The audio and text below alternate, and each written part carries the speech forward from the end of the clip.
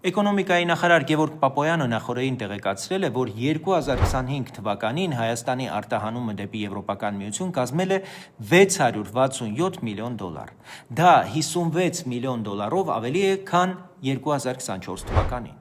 Թվերով 9.2% աճ, ինչը շատ լավ լուր է, բայց եկեք տեսնենք ամբողջ պատկերը։ 2025-ին Հայաստանի ընդհանուր արտահանումը նվազել է ավելի քան 40%-ով, այսինքն դեպի Եվրոպական միություն աճը տեղի է ունենում ընդհանուր անկման ֆոնին, եւ հիմա ամենակարևոր թիվը $667 միլիոն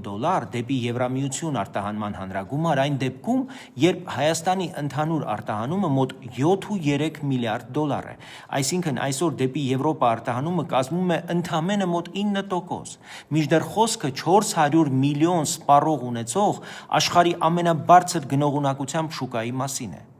Համեմատության համար ԵԱՏՄ-ն ունի մոտ 180 միլիոն սպառող եւ հիմնականում կենտրոնացած է մեկ երկրի՝ Ռուսաստանի շուրջ։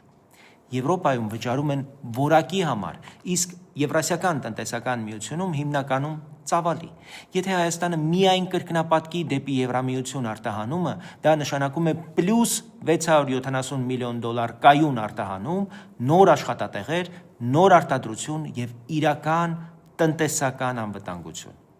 9%-ը սկիզբն է, բայց մեր նպատակը պետք է լինի ոչ թե աճը,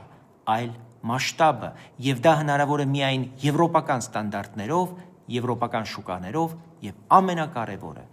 եվրոպական ընտրությամբ։